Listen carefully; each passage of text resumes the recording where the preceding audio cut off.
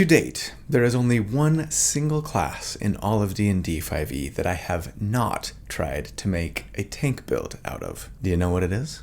Any guesses? If you said Warlock, then you win. Today, we're going to fix that. Welcome to D4.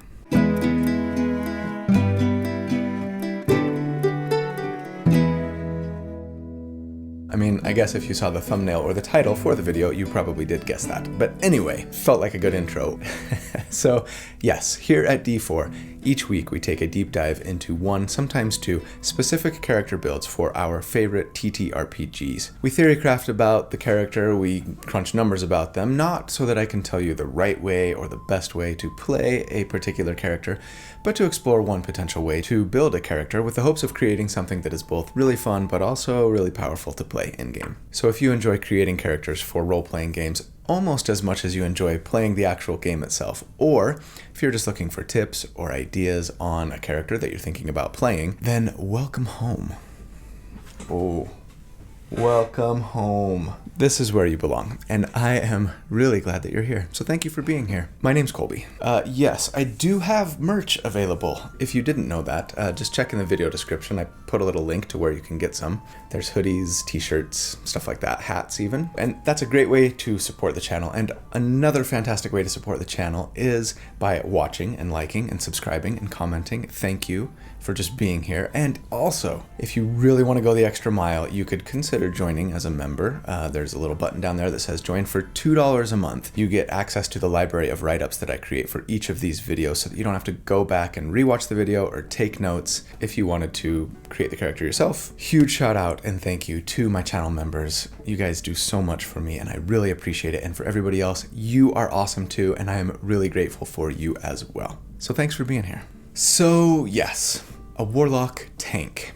It sounds fun, right? To be a spellcaster who draws on their power from an otherworldly patron to stand in the front lines and protect their allies by encouraging their enemies to attack themselves, building out their character in a way that they can absorb those blows. I love it. But there are quite a few hurdles to overcome if we want to make a Warlock tank. First of all, if you wanted a taunt, that is a way to reliably, consistently encourage your enemies to attack you instead of your allies, like all good tanks should have, then you're gonna have to multi-class. Okay, that's not something I'm afraid of, as you well know. Second, though, there are a lot of good defensive spells that most warlocks don't get much access to, so we're gonna need to remedy that. Third, if you're going to be a good warlock, you want a high charisma, but if you want to be a tank, you're also going to need a high constitution for survivability and either a good dexterity or strength score if you want your weapon attacks that you're going to be making in order to taunt your enemies to land reliably. This means that we would be super mad, right? Multiple ability score dependent. Now, yes, of course, there is an easy solution to that problem, and it's simply to make a Hexblade. I don't want to make a Hexblade. And it's not only because I make a ton of Hexblades and I'm kind of tired of them and I want to be a hipster, though admittedly that is part of the reason. But the bigger reason is that there's a different Warlock subclass that I think potentially will make us a lot more durable than a Hexblade would, and thus a better tank. At least according to the spreadsheets when I crunch numbers for survivability, right? So this means that we're going to need to find a way to be a sad Warlock, single ability score dependent, outside of going Hexblade, so that we can both do Warlocky things effectively, or else why are we a Warlock, and be a good tank. I think I've got a good solution, but it will require us to make a few sacrifices in other places. Still, I think those sacrifices are worth it. So let's learn about D&D episode number 132, the Warlock tank, aka the Tanklock. Huge thanks to my good friend Randall Hampton for the fantastic artwork that he created for this concept. I love what he does. He does it every week. I just send him words and he comes up with this amazing, beautiful art for it. If you would be interested in following Randall to check out the other stuff that he's done, or maybe even potentially see if you can commission him to create some art for you or even your whole party, I will, as always, put links in the video description on how to do so. Thanks, Randall. And before we jump into the build, let me read you guys the description for this character that the team over at dScryb came up with for the character concept, as dScryb is again the sponsor for the video this week. The adventurer's desperate battle against a screeching horde of undead is violently interrupted. The mist-filled air bursts, vomiting forth a pale-skinned elf, eyes blazing with celestial flame. Tortuous words of arcane power bleed from his mouth. As the chalice he holds aloft spills its contents, the water transmogrifying into phantasmal frost, completely coating his armored form. Casting aside the cup, he pulls from his back a gnarled staff, its length throbbing with druidic symbols, and roars out a challenge. Hearing this defiant shout, the wights peel away from their beleaguered victims to assail the newcomer, their rust-pitted helms shattering beneath his magically invested blows. So good. Oh, so good.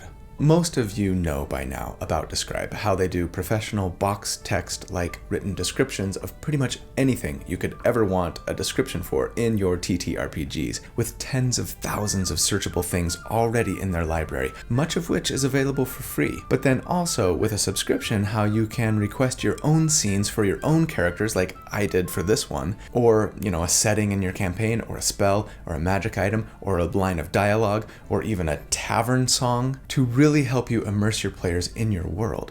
And dScryb doesn't just do descriptions of people, places, things, but you probably know they also do VTT compatible maps, soundscapes in their sound library, and so much more. There has been a lot of news out of dScryb lately, and I wanted to fill you guys in on some of it. First off, they're having a giveaway for the month of April, meaning there's a few days left at the time of this video release anyway, to enter the contest, and you're going to want to enter. All you have to do is follow the link that I'll put in the video description for the contest. From there, you can simply follow them on various social media platforms to join, or join their Discord, etc. At the end of the month, they will choose one lucky winner to give a ton of loot to. First up, a dScryb Celestial subscription, which includes everything they offer. All soundscapes, all maps, all descriptions, everything. Then also 2 player subscriptions, so a couple of your lucky friends can have access as well. And finally, the fantastic Vineyard RPG that's actually in Kickstarter right now, and which dScryb has helped contribute to. You'll get access to it in PDF, hardcover, and the compatible VTT of your choice. This TTRPG looks fantastic, by the way. It's all about fighting or joining an undead criminal organization. Awesome. dScryb also has a new search engine. It's built on Elasticsearch. It's faster, it delivers more relevant results than before, and can blend all types of dScryb content, scenes, sound, and maps into one set of results. So great. Anyway, there's a ton to check out, as always, at dScryb, so do yourself a favor and go check them out. Enter the contest or go to dScryb.com/D4. I'll also put that in the video description. If you use that link, they'll know I sent you, so I'd appreciate it. And as always, if you decide to purchase a subscription, make sure you use the code D4 at checkout to save 10%. Big thanks to everyone over at dScryb. Really appreciate you guys. Let's jump into the build. All right, at level 1, for our starting class, I actually want to go fighter here. I am committed to not having more levels in any other class than I do in Warlock for this build, except at level 1. So, why fighter? First off, Constitution saving throw proficiency for better concentration checks. Also, shield and armor proficiency for better survivability. And yeah, I'm gonna go Cavalier with this character to get our soft taunt, right? It's not my favorite taunting option of the subclasses that provide it, right, to be honest, but the fighter chassis just works better than our other taunting options for a Warlock, I think. The Guardian Armor Artificer would be great for more spells, among other things, but the problem is their Thunder Gauntlet taunt attack wouldn't allow us to be single ability score dependent and attack with our charisma modifier. Ancestral Guardian Barbarian is nice, but raging and casting or concentrating on spells don't jive, and that feels a little off if we actually want to act and feel like a warlock. So fighter it is. And I think if we're going to be going fighter eventually, we might as well start there at level 1 for the proficiencies we get, like I mentioned. So yes, when we first meet our hero, they are kind of your average city guard or mercenary type character, I'm thinking, but they happen to be a Shadar Kai, as that is what we're taking for our race. Now, I'm not sure what this particular Shadar Kai is doing outside of the Shadowfell. That's for you to decide. But I think for me, our hero perhaps became uncomfortable with their people's affiliation with the Raven Queen. They are maybe a little less interested in death and a little more interested in life for some reason. Maybe they had a vision from an otherworldly being that showed them a better way. Maybe there was some tragedy in their backstory that caused them to become averse to the goddess of death, and they fled, seeking instead to commit themselves to life. Football is life. At this point, they are just learning how to protect those they hold dear and give life to those they want to save, but they're very much still a novice at all of this. Regardless, though, they do still have the Blessing of the Raven Queen ability that all Shadar Kai inherit among other great elven abilities. Blessing of the Raven Queen is really the main reason we wanted to go Shadar Kai in the first place. It's a fantastic ability for both mobility and tanking, and it's kind of hard for me to imagine building a non-barbarian tank anyway character in the future that goes any other race. In case you didn't know, Shadar Kai were updated along with a lot of other races in the Monsters of the Multiverse book that came out a few months ago. The Blessing of the Raven Queen ability is the biggest difference between the new version of the race and tells us that proficiency bonus times per day, we can teleport 30 feet as a bonus action, and when we do so, we become resistant to all damage for an entire round, while we appear ghostly and translucent. Ooh. This is so cool and so very useful and powerful for a character especially who is building both for survivability and wants to interpose themselves between their enemies and their allies as often as possible. I love it. As for our ability scores here, I assume that we go the point buy method as always and recommend taking a 15 charisma and taking a +2 there, a 15 constitution and taking our +1 there, and then a 14 dexterity. We need the dexterity both to qualify for multi-classing with fighter and for the benefit it will give us to our saving throws and armor class, since we're going to be wearing medium armor. Speaking of which, for our starting equipment, I want to go the gold buy route as usual and grab some scale mail, a shield, a rapier, or a short sword if you can't afford the rapier. We're not going to be using it for very long, but we will for a few levels. And then a quarterstaff or a club, which we're not going to be using at the moment, so feel free to hold off there if you want, but they're not very expensive. So yes, since we started as a fighter, we could use heavy armor here, but since we dumped strength, that means we would have a 10-foot move speed penalty, and I don't like that. Admittedly, the Blessing of the Raven Queen ability would help counter that move penalty somewhat, since we could teleport 30 feet regardless, but we do have limited uses of that ability, and until we can afford plate mail, medium armor with a +2 dexterity modifier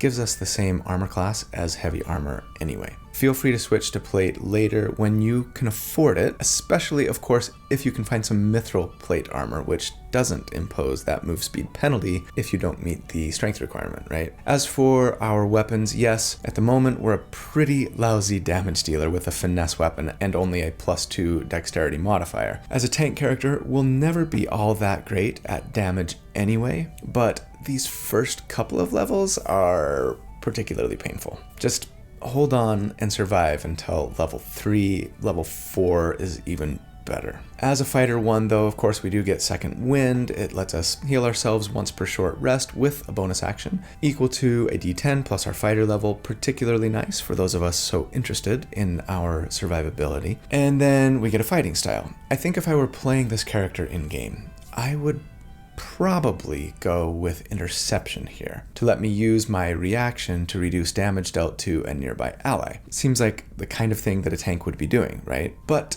since I'm beholden to the spreadsheet and crunching numbers for survivability, I'm going to take defense here for this build since it gives us a +1 to our armor class and just makes our numbers look better. But at level 2, we begin our journey into Warlockdom. Most of the time, if I'm building, say, a wizard tank, like this, or maybe a monk tank like this, I'll go 3 levels of the class that gives us our taunt first, before diving into the main class, since, yeah, it's kind of hard to consider yourself a tank if you're not doing anything to discourage your enemies from attacking your allies and attacking you instead, right? That's kind of the definition of what a tank is. But in this instance, I feel like we need to get to Warlock 3 as soon as possible, even if it means delaying that soft taunt that we're after. I think it will make sense as we go.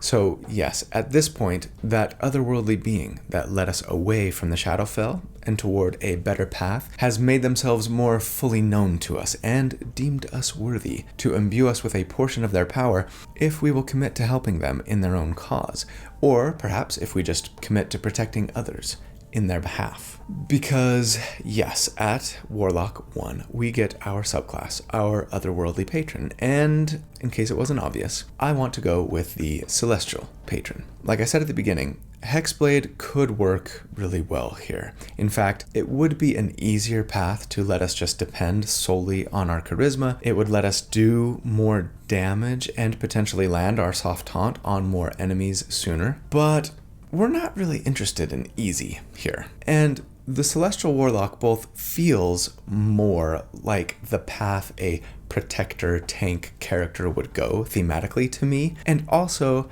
yes, has much better survivability and support capabilities, which is sort of what we're here for, right? Because as a Celestial Warlock, we get the pretty fantastic Healing Light feature here at Warlock 1.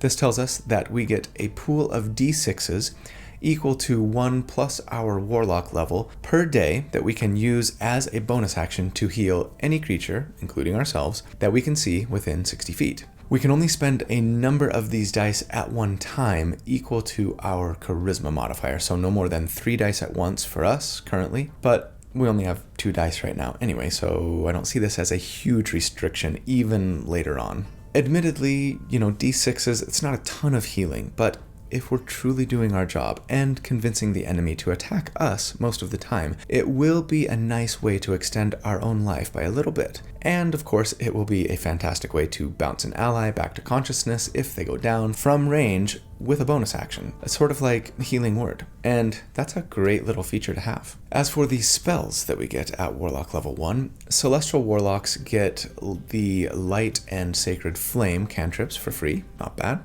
And then I'd probably be sure to grab Eldritch Blast to give us a decent ranged attack option when we need it, as well as Booming Blade, which we will be using on our weapon attacks for quite some time. Booming Blade is great in that when you cast the spell, you also make a weapon attack, and if you hit, you do extra damage after character level 5 anyway, and make it so that if the enemy moves before your next turn, they take some additional damage as well. That is especially useful for a character who's relying on the Cavalier's soft taunt, which we'll discuss later, but yes, encouraging your enemies to stay close to you instead of leave to go after your weaker allies is a really good thing. For first level spells, I'd probably take Cure Wounds, which Celestial Warlocks get access to use in a pinch when you're out of your Healing Light dice. And then Armor of Agathis is going to be really important for us. It's a fantastic spell for those interested in survivability and who plan on getting targeted a lot like us. It gives us 5 temporary hit points and returns 5 cold damage to an enemy who hits us with a melee attack, so long as we have at least one of those temporary hit points on us still. It does take an action to cast, which is a bummer, but it lasts for an hour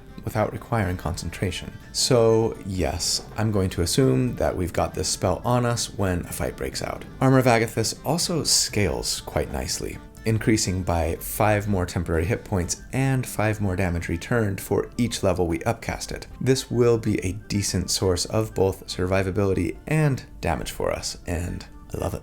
At level 3, we would be a Warlock 2, and that means we get Eldritch Invocations. And to be honest, there aren't a lot of invocations for this build that feel like must-haves to me, which in a way is kind of nice because it potentially frees us up to take things that we want that feel useful or fun or sure powerful in ways outside of our main focus of survivability. So I think at this level I'd probably go with Agonizing Blast and Repelling Blast, since that would let our Eldritch Blast both do more damage than our short sword or rapier attack. It's a D10 for Eldritch Blast, right? And then now would add our charisma modifier to damage too, which is a lot better than our dexterity modifier, not to mention we have a better plus to hit. And with repelling blast, it would let us push an enemy 10 feet away when we hit them with Eldritch Blast. This is important because we don't have a way to ignore disadvantage on making ranged attacks when an enemy is within 5 feet of us, right? So we're kind of still in a place where we would want to keep the enemies away from us if we were going to be using Eldritch Blast for our damage. And this tactic would also let us help keep our allies safe too, potentially letting them move further away from an enemy who was previously all up in their business without taking an opportunity attack. Keep in mind that we can swap out one of our invocations every time we take a Warlock level, and yeah, I think we'd probably be taking advantage of that feature on this build, because at level 4, we'd be a Warlock 3, and that means we get our Pact Boon from our patron, and this is where things kind of start to come together for our character, because we are going to take not Pact of the Blade, which is what we would have done if we would have gone Hexblade, but Pact of the Tome, one of my more infrequently used pacts, but it's super important to this build because Pact of the Tome lets us learn 3 cantrips from any class's spell list, write them in our brand new Book of Shadows, and then cast those cantrips as if they were Warlock spells, so long as the book is on our person. And in case you hadn't guessed yet, that means we can take, among other things, the Shillelagh cantrip, which is typically only available to druids. Shillelagh is great in that it lets us use our bonus action to imbue a club or a quarterstaff, so time to pull that out and ditch our sword, right? And then let us use our spellcasting modifier, which yes, for us means our charisma, for our bonuses to hit and damage with that club or quarterstaff, which also, by the way, now becomes a D8 weapon. And so we can finally claim our sad status as a melee warlock without being a hexblade, and that makes me so happy. The big downside to Shillelagh, of course, is that, as I've discussed in a few other videos, though it doesn't require concentration and only takes a bonus action to cast, it only lasts for 1 minute. So that means that unless your DM allows you to just be always casting a cantrip every minute on the minute as I walk around doing whatever, like admittedly a lot of tables allow, and actually Pathfinder 2e just officially puts in the rules that this is something you can do while you're exploring, which I really appreciate. If you can't do that, then you're going to need to spend your first bonus action on your turn when combat breaks out, casting Shillelagh, unless you can see combat coming, right? It's not a huge deal, but it is a bit annoying. As for the other 2 cantrips that you take here, I would say go ahead and PYF, pick your favorite, but I'd probably at least make sure to get Guidance, since it's a pretty powerful utility spell, which is not typically available to warlocks. And then yes, I would swap out an invocation here. I think if it were me, I'd probably swap out Agonizing Blast, since I don't think I'd be using Eldritch Blast all that often anymore. And if I did, it would probably be when I really wanted to push a target for some reason rather than do a little more consistent ranged damage. The invocation that I would pick up instead would be, I think, Book of Ancient Secrets, which is only available to Pact of the Tome warlocks. This invocation is great in that, first of all, it lets us cast ritual spells as rituals, which, somewhat strangely, in my opinion, warlocks can't otherwise do. It seems like to me, out of all classes in D&D, the ones making pacts with otherworldly beings and with more capabilities to summon beings from other planes and things, that warlocks would be the first to cast spells as rituals. Anyway, in addition, this invocation lets us pick 2 first level spells that have the ritual tag, again from any class's spell list, and write them in our Book of Shadows, and then let us cast those spells as rituals. I would say we should for sure take Find Familiar, so we can now enjoy like a little owl friend to scout around for us, and importantly, give us advantage on 1 attack per round, and we're only making 1 at the moment, right, with Booming Blade, so that's fine. Landing our attacks each turn will be super important, not so much for our damage, but because, in a couple of levels, it's the way we will be putting our soft taunt on our enemy to discourage them from attacking our allies and attacking us instead, right? As for the other ritual spell that we can take here, go ahead and pick your favorite, probably focusing, I think, on a handy utility spell like comprehend languages or detect magic or identify, etc. Also, with this Eldritch Invocation, if you find a ritual spell later in your adventures, say in a scroll, via a spell book, etc., you can copy it into your Book of Shadows and cast it as a ritual now too, even if it's not a first level spell. And that's potentially really nice, letting you pick up some super useful things like Tiny Hut, Phantom Steed, water walking or breathing, telepathic bond, etc. So yeah, keep an eye out for good ritual scrolls, or see if you can pay somebody to make you one. As for the second level spells that we learn at Warlock 3, Celestial Warlocks get access to Lesser Restoration, so I'd probably grab that in order to cure allies of some pretty bad conditions, blinded, deafened, paralyzed, or poisoned. But beyond that, again, just PYF. Misty Step, Hold Person, Suggestion, Spider Climb, Invisibility, and more are all great options, but none that I'd necessarily be using to increase our survivability in combat, so just pick whatever you like most and makes you feel like a cool warlock. But at level 5, now that we've got Shillelagh, we've got to go back to fighter so that we can grab that soft taunt and be a better tank. That means we'd be a fighter 2 here, and yeah, we'd get action surge. So we can, once per short rest, take 2 actions on our turn instead of 1. This is going to be really nice to make an extra like booming blade attack on a second target once in a while, or to get Armor of Agathis going at the beginning of combat if you didn't have it up when a fight broke out, right? Or if it had expired maybe in the middle of combat and you still want to make a booming blade attack on your turn and reapply those temporary hit points. Or maybe let you throw out Hold Person on one enemy and then booming blade a second. 2 actions are always better than 1. At level 6, we would be a fighter 3, and yes, that means we finally get our martial archetype, our fighter subclass, and as I've said, we are going Cavalier. Seeing as how Cavaliers are both kind of thought of as like chivalrous nobles, not that you'd have to play yours in that way, but I don't know why you couldn't make your Shadarkai from like a noble elven Shadowfell house. But also, Cavaliers are known as experts in the saddle, so maybe we really should prioritize finding that Phantom Steed scroll, right? Because yes, one of the features that you get as a Cavalier is Born to the Saddle, which basically just gives some like quality of life improvements for those wanting to be mounted. You don't fall off as easily, you might land on your feet if you do fall off, and mounting or dismounting only costs 5 feet instead of half your move speed. But the most important feature we get as a Cavalier, of course, is Unwavering Mark, which tells us that when we hit a creature with a melee weapon attack, we can mark them, and when marked, the enemy has disadvantage on attacks against anyone but us, and thus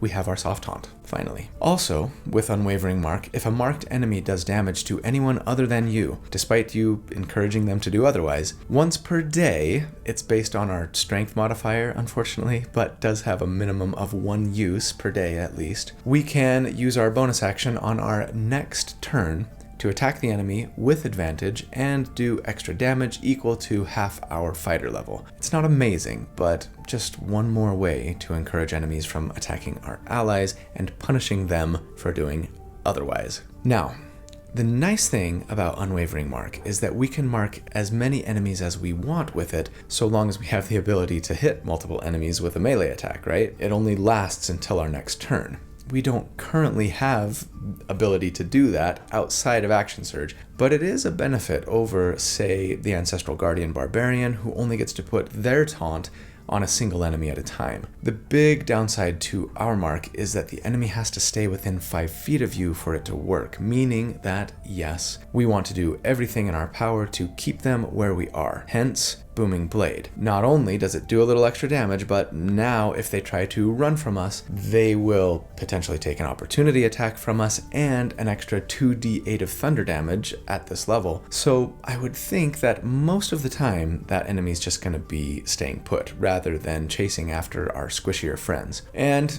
if they don't, they're going to take a lot of punishment for it. All right. At level 6, it is time for our first damage report. For those new to the channel, This is how we calculate damage numbers against our tank builds, and for everybody else, feel free to skip ahead about 90 seconds or so. We pit them against 3 hypothetical combat encounters of medium difficulty for a party of 4 at this level. One is like a boss fight against a dragon, one is a typical fight against 4 or 5 normal-ish enemies that you might find at this level, and the third is just a level-appropriate fireball. We figure out how much damage our tank would take if they had access to all of their resources. I'm talking a spell slot for Armor of Agathis, their healing light dice, a use of their Blessing of the Raven Queen, etc. That number is our DTPR, damage taken per round. We then determine how long our tank would survive if they took that exact amount of damage every single round, which gives us our rounds to die, or RTD. It's flawed.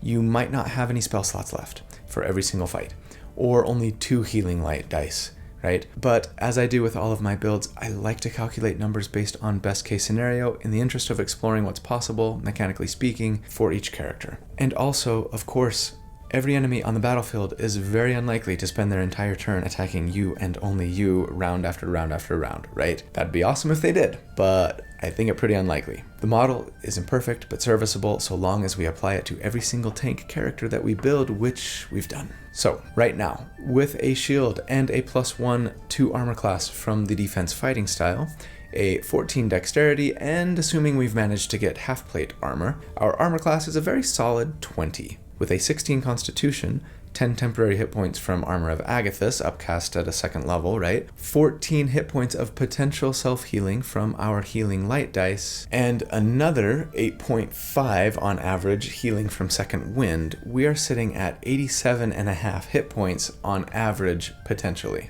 Also, we will potentially have resistance to all damage 3 times a day at least if we've got our Blessing of the Raven Queen active, and yes, I'm assuming best case scenario, so assuming we have spell slots, our healing light dice, that we've used our teleport to gain resistance, etc, etc.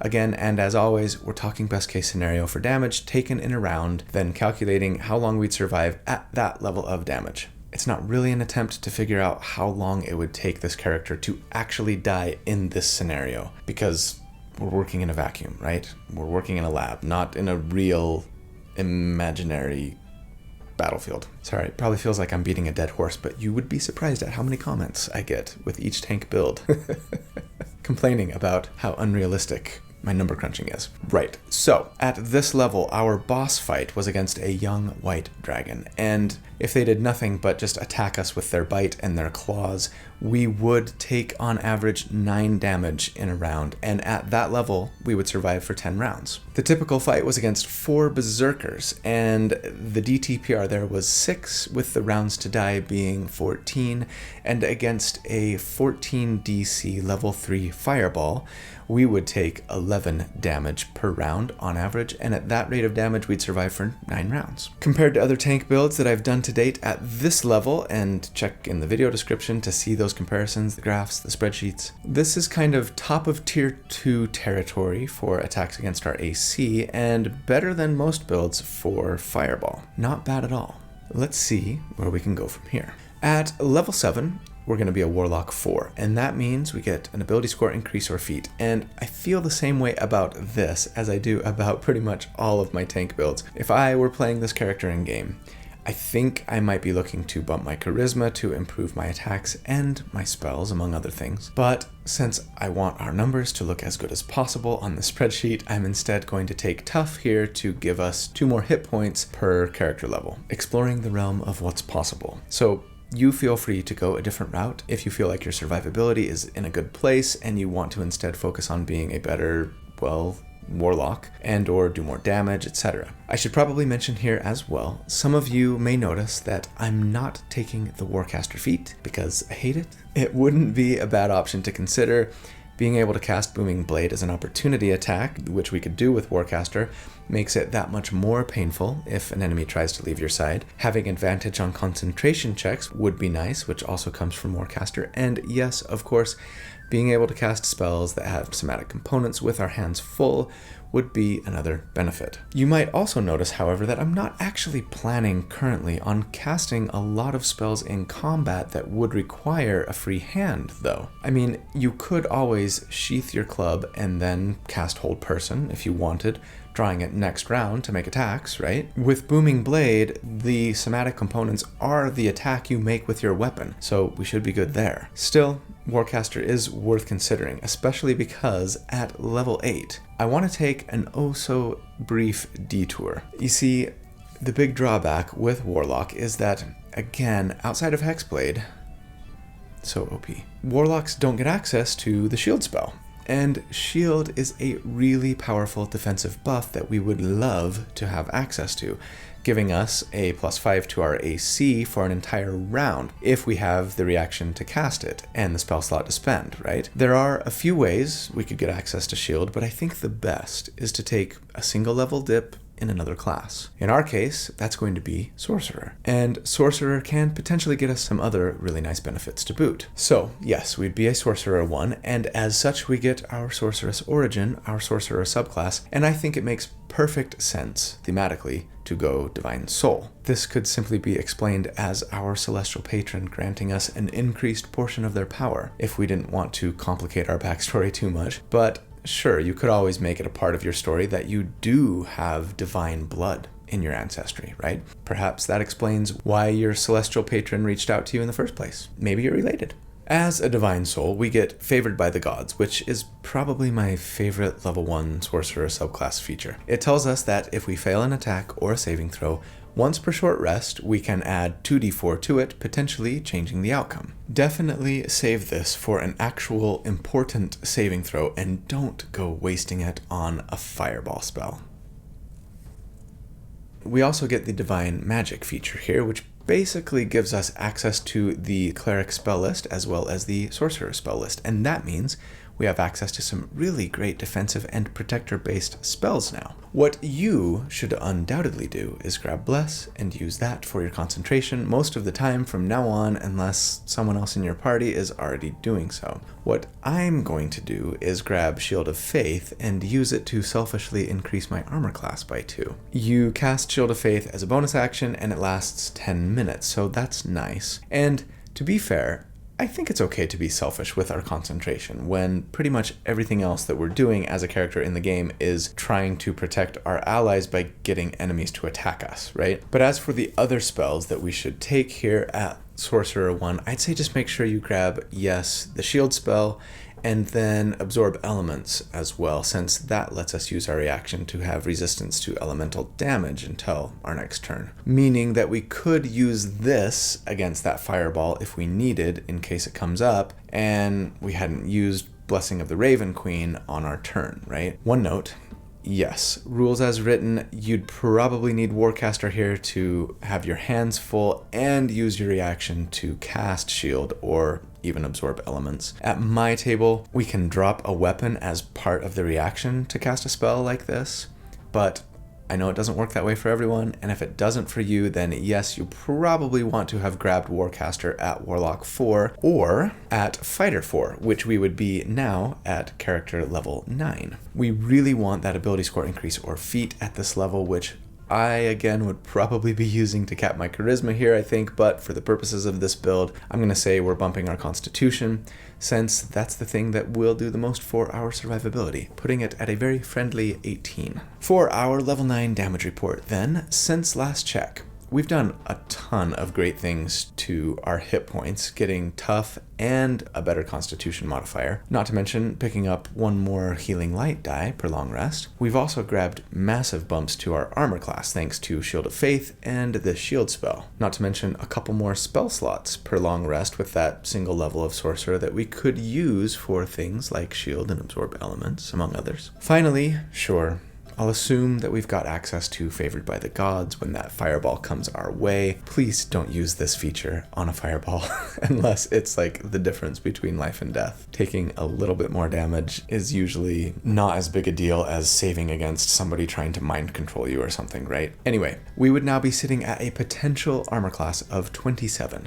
Much better. And a potential total hit point pool of 143.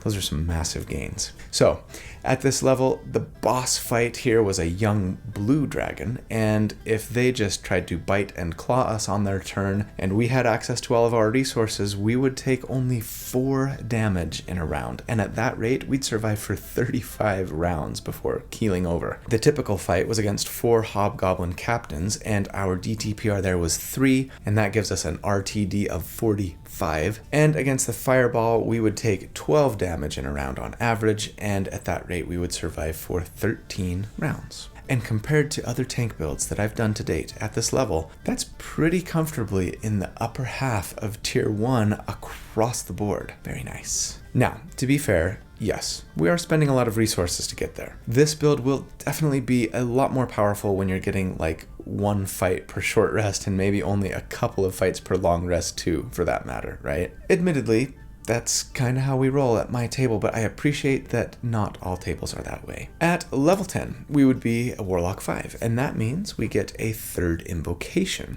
Eldritch Mind is what we should probably take if we don't have Warcaster, so that we can have advantage on our concentration checks. Maintaining that +2 to AC from Shield of Faith, or frankly whatever else you might be concentrating on instead, like Bless or maybe a great control option, is super important. And yeah, we do get 3rd level Warlock spells here and 3rd level spell slots, which means that Armor of Agathis is potentially giving us 15 temporary hit points and returning the same in damage, but it also means that we could be casting Fear or Hypnotic Pattern or Fly or Counterspell, among other great Warlock spell options. Grab Revivify if you need it in your party, since it is available to Celestial Warlocks, but yeah, I'm just gonna assume, somewhat foolishly, that we are using our concentration for Shield of Faith because it makes our numbers look the best, but honestly, you should probably be using Fear or Hypnotic Pattern for your concentration. That's way more likely to do more to keep your party safe than increasing your own armor class by 2, right? And that's kind of what's cool about being a Warlock and a tank. Still,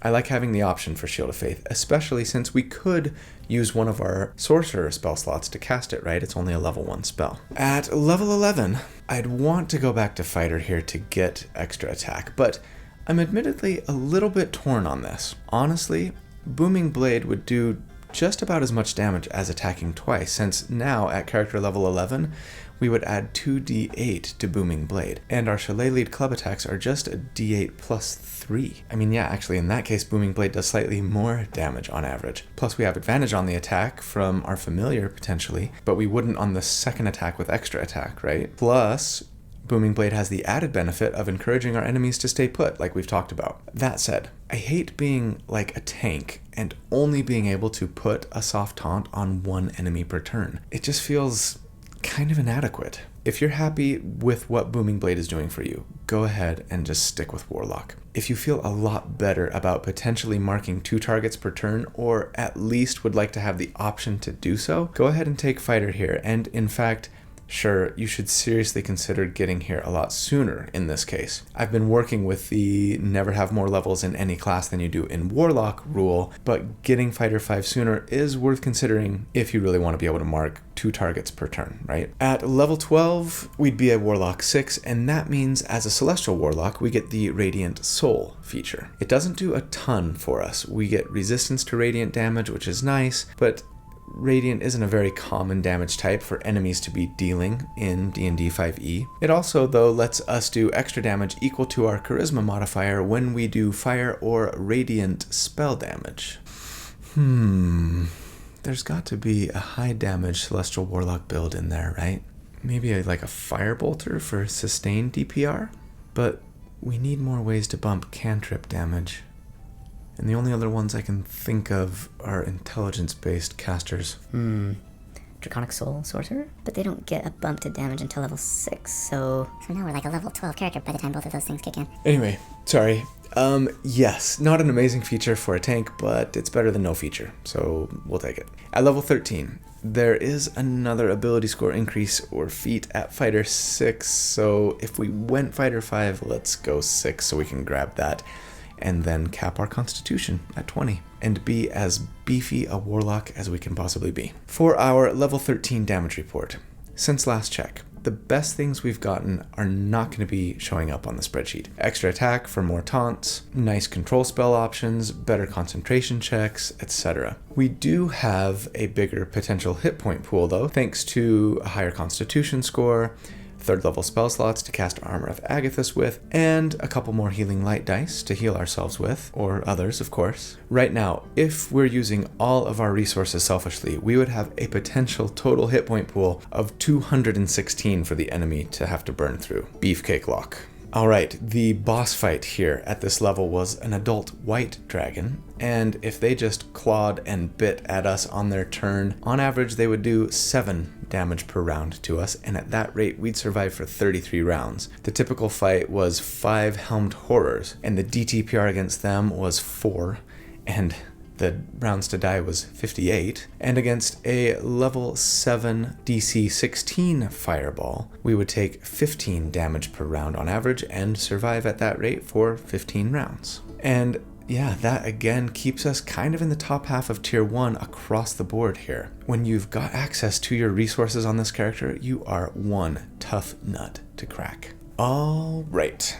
At level 14, I would really love to get to Fighter 7 on this character if we've gone this far. The Cavalier feature at Fighter 7, Warding Maneuver, is a pretty great way to protect your allies from damage once in a while, and that's kind of our main job on this character, right? However, I only take my builds to level 17, and I also really want to get more Warlock levels for more self-healing dice and better spells, including better scaling on Armor of Agathis, but I also really love the Celestial Warlock level 10 feature, and that was just a little more important to me on this build. Definitely consider going Fighter 7 at some point, especially like I say if you've gone this far in the class, but for us, we're going back to Warlock here and would thus be a Warlock 7. That means we get a 4th invocation. What should we take? It kind of gives me both like great pleasure and great pain to just say PYF. Great pain because nothing here is going to significantly increase our survivability. Great pleasure because it really frees us up to have fun, take some of those cool utility things that I often have to pass up in a build. dScryb is fun and only available to tome locks. Someone can write their name in your book and then you can cast the sending spell to them by simply writing a message in the book to them. Fiendish Vigor can be a good way to get some more temporary hit points if we're out of spell slots for Armor of Agathis or we want to save those spell slots for something else. Ghostly Gaze lets you see through solid objects. Gift of the Depths lets you breathe underwater. Lots of fun and useful stuff. Knock yourself out. We also get 4th level spells here, and Banishment is a great single target control spell. Dimension Door is a huge teleport for you and a friend, potentially. But yeah, there's nothing here that I'd necessarily take to increase our survivability. So again, pick your favorite. Do whatever you think makes you not just the best tank, but the best Warlock. At level 15, we would be a Warlock 8, and that means we get another ability score increase or feat, and I think I'm going to take Fey Touched here. You might have forgotten, but we've been sitting at a 17 Charisma since level 1. How have you been able to sleep at night? I know I certainly wouldn't be. But yes, at this point, I want to bump it to 18 finally. Or again, if it were me playing this character in game, I'd probably do this the first chance I got. I think that the best way to get to 18 is, taking Fey Touched. It's just so good. It lets you cast Misty Step once per day without spending a spell slot, really adding to our teleportation capabilities, and also lets us learn another 1st level spell of either the enchantment or divination spell schools, meaning we could take Silvery Barbs or Bless if we didn't at Sorcerer 1, but the one that's most compelling to me is Compelled Duel. Wah, wah. Compelled Duel is a great way to land a 2nd or even 3rd taunt if we have extra attack, right? Once in a while. It only takes a bonus action to cast and can target a creature within 30 feet, forcing them to make a wisdom save, and if they fail, yes, they have disadvantage on attacks against anyone but you for 1 minute. And they can't move more than 30 feet away from you, barring another wisdom save. This is a really great spell for a tank. And yeah, being able to have it is a great argument for going Fey Touched much earlier in the build, right? The big bummer with the spell is that it ends if you do any number of things. Attack or cast a spell on another creature, move yourself more than 30 feet away from them, or if one of your allies attacks the target that you've got compelled. But hey, we get to cast it for free once per day, and then can use our spell slots for it after that. Situationally, it's really useful for what you are trying to accomplish as the party's tank, and I love that we get it, Misty Step, plus an 18 Charisma, all with 1 feat. It is perfect. At level 16, we would be a Warlock 9, and that means we get a 5th invocation, and here I think we've got to go with Gift of the Protectors. It's only available to tome locks. It's perfect for a protection-focused tank like us. It tells us that proficiency bonus number of creatures can write their name in your Book of Shadows, including yourself, but now when that creature would drop to 0 hit points, they instead magically drop to 1 hit point. Now, sure, sometimes this just means that the monster with multi-attack just hits them a second time and then they just go back to 0 anyway. But even then, we're absorbing damage that would have potentially gone to another ally or ourselves, and sometimes it's going to give that character potentially a chance to get away, receive a bigger heal, at the very least, take their action and do some additional damage before they go down again, right? Now, unfortunately with this invocation, only one person with their name in the book can benefit from it per day. I kind of wish it was like everyone with their name can benefit once per day, but I guess Wizards felt like that would be a little too powerful for a 9th level feature. I don't know. Anyway, we also get 5th level spells here at this level, and I'm probably going to grab Greater Restoration. It's available to Celestial Warlocks, since it cures so many things, and having it available is always handy. But beyond that, I will again say PYF. Synaptic Static is wonderful. Hold Monster is maybe even better. Grab what you like best. And then finally, for us, at level 17, we would be a Warlock 10, and we get the Celestial Resilience feature. And this tells us that once per short or long rest, we can gain temporary hit points equal to our Warlock level plus our Charisma modifier. Now, that's only 14 at the moment, which is less than if we had cast Armor of Agathis on ourselves with one of our 5th level spell slots. That would be 25, right? But Celestial Radiance gives those temporary hit points to up to 5 additional creatures. And yeah, it's once per short rest. And that's pretty fantastic for helping to keep all of our party safe, which is again kind of the whole point of this character. Now, when I crunch numbers, I'm still going to assume that we've got temporary hit points from Armor of Agathis up. But in game, I imagine you'd probably just use this at the end of every short rest, and then in the middle of combat, potentially like use Action Surge to cast Armor of Agathis once those temporary hit points ran out, and then still make a Booming Blade attack to land your taunt, or take the attack action to try and land that mark on a couple of enemies, etc. Alright, for our final damage report. We've gained a lot of utility, support, and even potentially damage features since our last check, but the only way we've really added to our own survivability is by simply gaining levels and getting more hit points and higher spell slots for Armor of Agathis. Nothing wrong with that. Gaining variety in what you can do for your party is always a good thing, even if it doesn't show up on the spreadsheets as much. But at this point, if we include all of our self-healing and temporary hit points, we would have a total potential hit point pool of 288 that the enemy would need to burn through to take us down. And so, against our boss here, which was an adult red dragon, the DTPR was 12, and at that rate we'd survive for 24 rounds. The typical fight was against 5 earth elementals, and if they all just attacked us for an entire round and we had shield available and everything else that we needed, we would take 9 damage per round on average, and the RTD there would be 32. And then finally, against a level 9 DC 17 Meteor Swarm, on average we would take 51 damage, yikes, and survive for 6 rounds. Nobody really does that well against Meteor Swarm except for those with evasion. Which, yes, kind of just keeps us comfortably in the middle of tier 1 compared to other builds at this level, and that's with 10 levels of Warlock. Not bad. So, let's break it down in the final thoughts.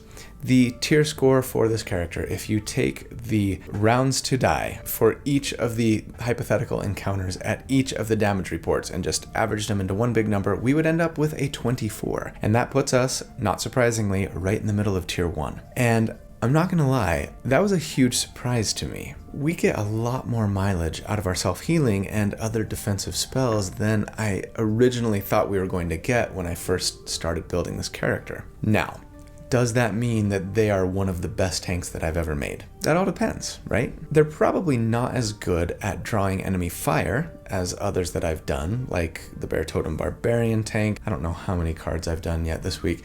Or better yet, the mounted tank from the 2-build Mountain Blade video from a while back. This Tanklock also doesn't have quite the level of durability of like the super crazy Divine Protector Cleric tank, surely I'm out of cards by now, or even the Clockwork Soul Sorcerer tank. But survivability is still superb on this Tanklock. They're also probably a little more resource intensive than a lot of my other tank builds. When you can use the Gift of the Raven Queen and have your reaction and spell shield available, plus your self heals, etc., then yeah, you're super durable. Outside of those times though, much less so. Of course, to be fair, you could say the same thing about, I think, the majority of my tank builds. And in the end, that's kind of where I end up with my thoughts on this one. It's tempting to argue that they're not going to be quite as durable as I pretend because I assume they have all these resources. But the truth is, with a potential 27 armor class, and that's without any magic items, mind you, and all of those potential hit points and self-heals, this character is probably going to be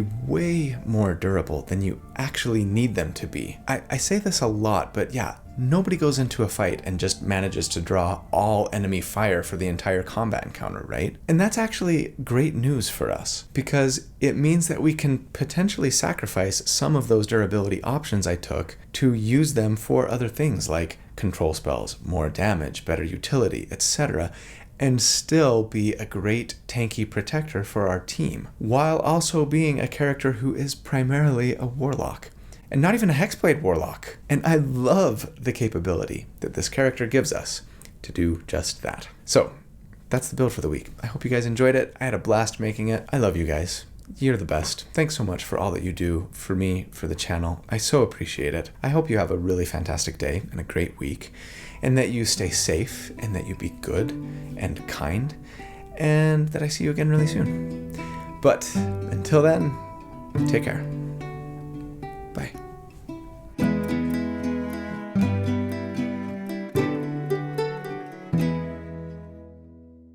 Paul is making me nervous. Paul is making me scared. Walking to this room and swaggers like he's God's own messenger. Changing name of my brother. Changing things that he said. Says that he speaks to him, but he never even knew the man. I'd give my life for him, like water through my hands. You'd give him any ending, but if he's all you say, would he fly from heaven to this world again? To this world again. Fly from heaven. You know what? That was a good Easter song. And I know that it's not really Easter anymore, but when I'm recording this, it was barely just Easter. Anyway, Toad the Wet Sprocket, one of my favorites all time. Probably my favorite concert of all time was when they were on tour for their Dulcinea album. They opened with that song, actually, and just, full body chills when that guitar comes in right after that first verse. Oh, it's so good. All right. Do we like the blue? Yeah, I like the blue. I was thinking about going green to match the D4 shirt, but I feel like it kind of looked a little washed out. But don't even say that. Okay, let's make sure we're focused. Not on... Not on Dalinar, though he is awesome. Not on Shepard, though also amazing. Oh, chair is a squeaky one today. Oh, I'm out of water. Mike, cut it out. Monsters of the Multiverse, right there. A use of their, what's it called? As for the second level spells that we weren't, I just got back from the dentist. That water is cold, and that really hurts my teeth. As I take another drink, it was the worst dental experience I've had in years, by the way. Holy cow. The little water pick thing that they were using to clean my teeth was like a fire hose. I felt like I was being waterboarded the whole time. I was sweating bullets. Ugh, it was the worst.